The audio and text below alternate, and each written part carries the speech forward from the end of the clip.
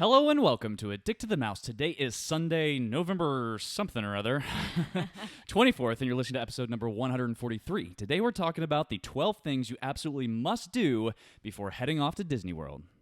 Hey everybody, Dan and Leslie here. Thanks for joining us this week. Yeah, we are excited to talk about these some are last minute. I would say all fall within the last month for sure before you go. Yeah, so this is stuff that you, being the travel agent, will absolutely walk people through. You'll send them an itinerary. You'll remind them to do these things. But they're things that could potentially fall by the wayside. We've forgotten to do these things several times, so it's just a checklist of things past when you've set up your dining reservations, past when you've done your fast passes, and you've got your trip all booked and paid for and everything. This is the stuff that you just want to make sure you don't miss. Right, and there are a couple of things on that list that I don't think I've ever told a client to do. Oh, really? Just because it's kind of things that we've just always done? Just do, like taking care of your pets. And anyway, no spoilers, but. All right, so before we get started, something new that we're doing this week, we are trying to put our podcast out there a little more. So we are going to put the video of us recording this podcast on YouTube.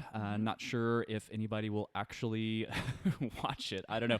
But I do know a lot of popular podcasts are putting their podcasts on YouTube. Some of them just put the the icon of their logo up there, which is kind of boring to look at. So we're going to actually put us talking to each other in our little home studio. Yeah, but I think we might go back and put older podcasts up.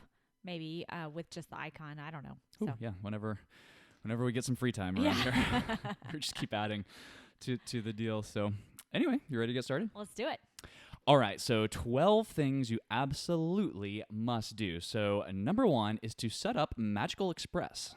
Right. So this is something that you can actually do very far in advance, or if you have a travel agent, they can do. So as soon as you have your flights confirmed, go ahead and get that Magical Express set up. And then as your date gets closer to travel, then Magical Express will send you this fun little envelope that has Mickey on the front. So if it is a surprise vacation, keep an eye out for that. Don't let your kids get the mail after Magical Express is picked up. But it will have yellow luggage tags. And a lot of times people get confused between the yellow luggage tags that are like sticky that you put on your baggage for the people at the airport to know where your bags are going, confused with the luggage tags that come in the Magic Band box that, you write your address on, that are just kind of fun to, make sure everyone knows whose bag it is. Right, so this takes us into that last minute thing that we don't want you to forget, is to actually put the luggage tags on your luggage. Right. This is really only applicable if you're flying and you're flying into MCO, so Orlando International Airport. They are long yellow luggage tags that you peel the back off of. They're similar to the luggage tags that the airline uses that are like white with the barcodes, but you need those too if you're checking your bag. But these yellow luggage tags, they will make sure that your luggage meets you in your room from the moment that you check in at your home at airport. It just bypasses. You don't have to pick it up at MCO. It just goes straight to your room as long as you're staying on Disney World property, which is awesome. Now, a couple of caveats to that is if you are flying between the hour, or if you are arriving between the hours of 10 p.m. and 5 a.m., they will not pick up your luggage, so you will have to pick it up yourself. So there's no point in putting the yellow tags on. Or if you just want to pick up your luggage, then don't put the yellow tags on, because you can stand there all day at that little turnstile and your bags will never come out. Now, if you forget to set this up until a couple of days before you leave, obviously the yellow tags won't have time to get to your house, and that is totally okay. You can still take Magical Express, still set it up, and just give them your baggage claim tickets that you get whenever you check in at your home airport, and that's how your bags will get to your resort at that point. All right, so number 2 is to check the weather. Mm-hmm. So I highly suggest doing this before you leave to go to Disney World, and then before you leave to come back home. Because I can't tell you how many times we have left good old Tulsa, Oklahoma in a blizzard-like condition and arrived to a sunny nice, warm, or left nice conditions here and arrived to a tropical storm of some sorts brewing in Orlando. So it can work both ways.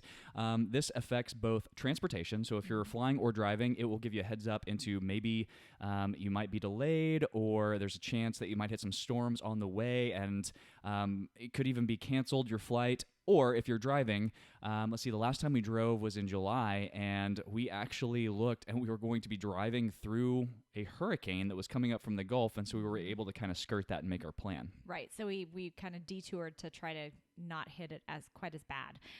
Another thing with this is to know what to pack, because we have been guilty of getting off of a cruise ship in Port Canaveral and headed to Disney World thinking, oh, well, it's March and it's going to be lovely. And we got off that cruise ship and it was 40 degrees and nobody had pants. So it was a little chilly. All right, so number 3 is to create and check and double check your packing list. Yes. Yeah, so I think we have a packing list podcast from, I don't know, several podcasts ago, that if you want to check that out, we give some tips on things that you should pack. But yeah, for sure, have something that you check off so that, and make sure everything's on there, because this is the reason that I have purchased new sunglasses in Disney World. I have bought a belt. Yeah. So it's those things that, you think you're going to remember, but you just don't. We actually have the podcast over the packing list that we created, I don't know how long ago, but the packing list continues to evolve. It does. So every time that we might get a special magic band that we want to make sure we want to take or whatever, it just adds to. And so it's just this continuing thing, which is nice, because if we didn't miss anything huge the last time, then we kind of know we're set up for the next time. Yeah, and just a little shout out to this little app that I use. It's called Wunderlist. It's Wunderlist. Our packing list just stays on there, and then every time we're getting ready to go on our next vacation, I uncheck all the completed to-dos so that my packing list repopulates, and then I just kind of tweak it and fix it for that trip. So it makes it kind of nice so that you don't have to recreate it every single time. So number 4 is to check your reservations, both dining and fast pass, and make sure they align with the plan as you see it now. So we are so guilty about making a plan 6 months in advance, and then when we get to our trip, it's like, we don't want to do that anymore. Let's pick something else, which sounds like a bad thing, and it would be hard to really change last minute. And sometimes it is. Sometimes it's absolutely impossible, especially with fast passes. But dining tends to open up a lot more right before, because you have to cancel 24 hours in advance. And so if you're looking at your plan and you think maybe you want to see if you can delay a reservation or choose a different restaurant or just choose something else entirely, right before the trip might be a good time to do it. Yeah, and then in addition to that, I always think that if you have a travel agent, they will more than likely be sending you a personalized itinerary. But if you don't, going in and saving a PDF of your My Disney Experience plans is always a good idea, because there are often times when that app decides it does not want to work whenever you're in the park. And so at least you have something that you've emailed to yourself or saved, a document that you've saved, that will tell you what time all of those plans are at. Yes, totally. Number 5 is online check-in for your resort. Yeah, so I could go either way on this. I don't always recommend online check-in. I like it for us because I don't necessarily want to go to the front desk. If you are traveling with a large party that has lots of people involved in the reservation that are all going to have different credit cards attached to their magic bands, then I always recommend stopping by the front desk for those situations. Also, there is kind of like a unspoken thing that says that you are more likely to get an upgrade or some pixie dust if you don't do online check-in. However, we've gotten it whenever we do, so yep. I don't know.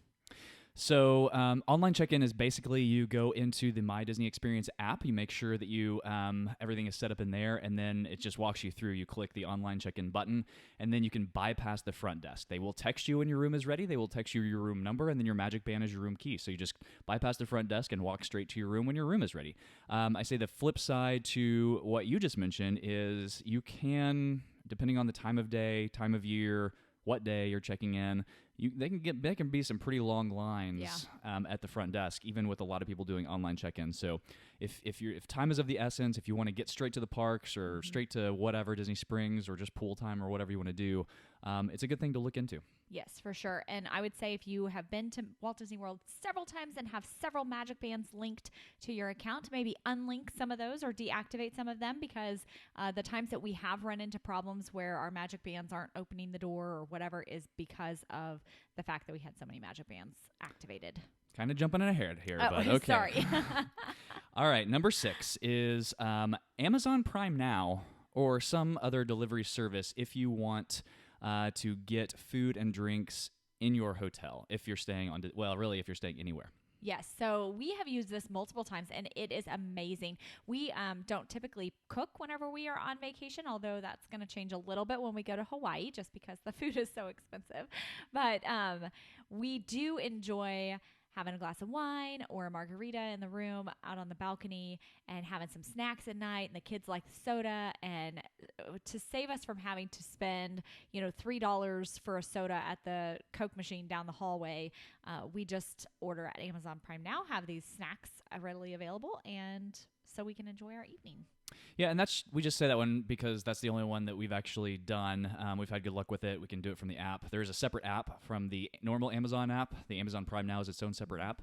But there are other services too, like Garden Grocer. I've heard good things about, and I think there's more than that. But that is an option if you don't want to take the time to either grab an Uber or drive to a grocery store. You can just have it delivered for you. It's pretty handy. Yes, very handy. Number 7 is to make sure that your credit card is attached to your room reservation when you're staying at a Disney resort.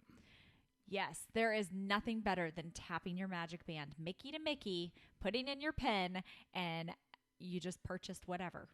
That's just... makes me happy. Yeah, you don't even have to take any sort of payment into the parks, but there's other reasons for this. So it helps with, like, even if you have the dining plan, tips are not included, so they can just charge those to your room. You don't have to mess with the credit card. We actually had a problem when we went on a couple's trip to Food and Wine where we didn't have our Magic Band attached to our room, and the only way we could have purchased this wine because they didn't have a credit card kiosk was for them to put a charge on the room. So we spent, 20 minutes or something on the phone. We had to call our front desk at our hotel. It was just kind of a pain. So, and then that's also the only way that you can do online check-in. You got to make sure that you have a credit card attached to your room reservation. Yes. All right. Number 8 is to, and this is something that we've been guilty of, make sure that your bank or credit card knows that you're traveling if they require that. If they are going to turn off your credit card when they get that first, and this is especially true now with Disney resorts because they will do periodic charges to your room if you start racking up charges on your Magic Band. So they won't wait till the last day and just do one bulk charge. They will do charges as you hit milestones. And I forget what those are, but they're dollar figures. And they're not super high dollar figures either. It's like, I don't know, you hit $500, they'll charge the first 500. Right. So also make sure that if you're sailing on a Disney cruise line, that you state that it's out of Florida, not out of whatever port you are sailing out of, because Disney most definitely made sure that they called us to the front desk to work that out when our charge did not go through. Let us know. But they were very quick to give us a landline and let us call our bank to sort that out for us. So we actually sailed on a Disney cruise out of Galveston, and we did let our credit card know that we were going to be in Texas and sailing on a cruise. But the Disney Cruise Line is based out of Orlando, Florida, Port Canaveral. So that's where the charge originated from, even though it came from a cruise ship in the Gulf of Mexico. So go figure. Very confusing for our bank next summer whenever we are like, well, it's going to come from Florida and from Europe. Yeah. Now, not every credit card requires the travel notification anymore. So just check with your bank. But if it does, something that you definitely don't want to leave out. For sure. Okay. Number 9 is what I put was turn off the water at your house, because that's the one thing that we make sure that we do. But just make sure that everything around your house or wherever you stay, your home, is taken care of. So whether that's watering plants or We came home one trip to a slab leak, which is why we turn off the water whenever we leave, because we don't want 7 days of water pouring out of our house. We're a little crazy about it now. But we also have to set up, pet sitting, and we have people pick up our mail and that kind of thing. So just make sure your home is taken care of before, so you don't have to worry about anything. We also put in security cameras that we can look at from anywhere, including Florida. So we can just pull it up. We get a notification if there's any movement in the house, so we know if something is if somebody's breaking into our house or somebody's just checking on some things for us, which is nice. Right. Yeah. And I'll expand on that our house always looks a little crazy because we do turn off the water, but we have pets. And so there's usually about 8 pitchers of water all over the kitchen counter, so that the pets and the plants and all of that stuff, so that whenever whoever's taking care of our house, usually one of our parents, doesn't have to turn the water on and off and on and off, while they're here. All right, number 10 is to, if you're flying, make sure that you, number 1, check in for your flight 24 hours in advance of your flight. Mm-hmm. And number 2, check your airline flight status. Yes, I do not just enjoy sitting in the airport unless it's in a lounge. But, if you arrive at the airport and you find out then that your flight is delayed, that just stinks. Yeah. And if you check in for your flight, they're normally pretty good about alerting you. But we have had our flight canceled in the past, and that was kind of a nightmare. So it goes back to checking the weather, and then sometimes there's mechanical problems that really can't be helped. The other thing to do is, so we have recently gotten the global entry status, the global entry. What do you call that thing? Global entry. But it also comes with TSA PreCheck, and so any of our domestic flights that have PreCheck, we want to make sure that when we check in for our flight and get our boarding passes, that is on there. And one time it wasn't on there because the name on one of our tickets didn't precisely match. I think it was a middle initial instead of a middle full name or something like that on the two. So it wasn't there. So checking in 24 hours early gave us ample time to call the airline, have the ticket changed to match, and then they re-entered it, and then TSA PreCheck was there magically. So that was pretty helpful. Absolutely. All right. Number 11, going back to the magic bands. Yes. Sorry about that. All right. So number 1 is personalizing your magic bands. Yes. So you can actually personalize your magic band as soon as you have your reservation in your My Disney experience. If you get the regular colors that are included, your magic bands will typically ship about, I would say you'll get them 2 to 3 weeks prior to travel. But if you take the new opportunity to upgrade and pay the $10 to upgrade to a character band or whatever, they ship immediately. So this is especially helpful if a Disney trip is like going to show up underneath your Christmas tree, then you could upgrade to those special magic bands so that it can ship right away, even if you're not, traveling until sometime next year. And then this goes back to making sure that the magic bands are deactivated, the ones that you're not going to use. Mm-hmm. You want to talk through that real quick? Yeah. So we had upwards of, 10 or 12 per person attached to our My Disney Experience account, and figured out one time on a trip that we were having trouble with getting in our room. And they said that the reason why is because there were so many magic bands linked to our account that it was confusing the system. And so if you do have multiple magic bands linked, just take the time to go in and deactivate them. It's super easy. We kind of tend to just get the magic bands every time we can, because I have this little wreath, Mickey Mouse shaped wreath thing that I hang them on. And so they weren't even ones that we were using that were linked. So and then especially like when they have fun stuff, like if you can upgrade and get a character one for $10, it's fun to kind of get, you're saving like $20 a magic band, so why not? But yeah, so magic bands, all the magic bands do, there's nothing actually stored on the magic bands. All the magic band does is link whatever device. So, the little sensor on the room door, or the little scanner at the Fast Pass kiosk, or where you pay, the little station that you pay at cash registers. All that does is it links you to basically your My Disney Experience account.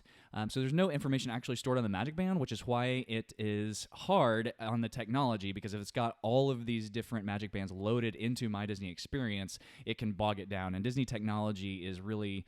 it struggles It's anyway. hit and miss anyway. So that is definitely why it's good to go ahead and deactivate any ones that you're not planning on using. And they stay in there, so you can always reactivate them if you use them on a follow-up trip. But yeah, for sure. Yeah. All right. And then finally, number 12 is if you are driving to Disney World. So I know a lot of people fly. We try to fly, whenever the price is right, but we do drive a lot, and it is a long drive. It is over 18 hours to make it from Tulsa to Orlando. But there's several things we do whenever we drive. And I'll just caveat this by saying I actually really like driving, even though it's such a long way, because of the freedom that it involves. Right. You definitely don't have to worry about cramming all of your stuff back in your suitcase quite as much as you do whenever you're flying. You also don't have to worry about if you have liquids in this bag or that bag or whatever. And going through security. Yeah. The flight delays. So I feel like you have a little bit more autonomy or control over the situation on like what time you leave and all of that.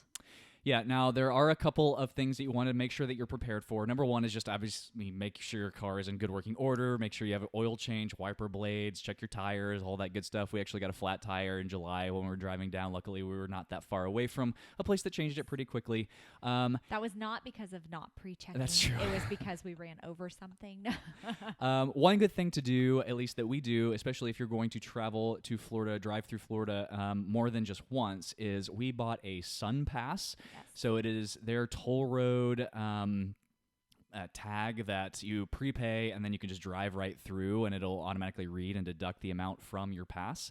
It can be quite a long wait, depending on, again, time of day, time of year, day of the week, to wait and pay physical money for tolls on the Florida highways. Yeah. So you can go to SunPass, the website, and either purchase it there. There's several places you can purchase it in hard locations in Florida. But one thing to do is they do have a map, and it shows you where the SunPass toll stations. Yes, thank you. Yeah. Where those are, so you can see what path, what highways you're going, and see if you're going to hit that. And then the other thing is that Florida traffic can be hit and miss. Sometimes we come out of Orlando headed home and we just fly right through. And sometimes not so much. We sit for a long time. So just understand Florida traffic can be hit and miss. Yes, yeah. So plan ample time if you have some place to be at a specific time. When we traveled with my whole family, they flew in and out of Atlanta and then drove to Orlando from there and then back. And because of the traffic, they ended up actually missing their flight home and had to pay a significant amount to get everything changed over. So yeah, luckily their flight was through Southwest, so they got that amount back, but they had to it was either a choice of like staying overnight or buying a more expensive ticket, and they chose to buy a more expensive ticket, which stinks. Yeah. Especially because they were trying to save money to go through Atlanta. Yeah. Otherwise they could have just flown directly to Florida. So, okay, those are our 12 things you absolutely must check before heading to Orlando. Some things, really, it's all pretty basic, but just some things you just don't think about until you're either there or you realize that you left your belt at home or your sunglasses because you left at 4 o'clock in the morning or sitting on your kitchen counter. Yeah. And now you're walking through the blazing sun of Florida where it like reflects off of the pavement and you can't see anything. It's like you're standing on the surface of the sun. Okay, so if you would like to not have to worry about any of these things, Leslie is more than happy to remind you and help you through this process. Yes, absolutely. So you can reach out to me at Dan and Leslie, Leslie, at Addicted to the Mouse. Or you can, I guess it's addictedtothemouse.com. Yeah. Yes. And or you can follow me or both of us over at Facebook at Fairy Tale Journeys by Leslie Lowry or Addicted to the Mouse. And then you must check out our YouTube videos, even if you don't want to watch us just sitting here in our lovely home studio. We have lots of other fun videos over there, including our new Financial Independence to Travel vlogs that we are doing. So Absolutely. And just for everyone's information, the way this works with the travel agency is that it is all included. No costs are passed on to you. There's a built-in commission that you're going to pay Disney regardless. So might as well let Leslie help you out. Might as well support my small business, right? Absolutely. Absolutely. All right. Anything else? I don't think so. So until next time. You've been listening to Addicted to the Mouse.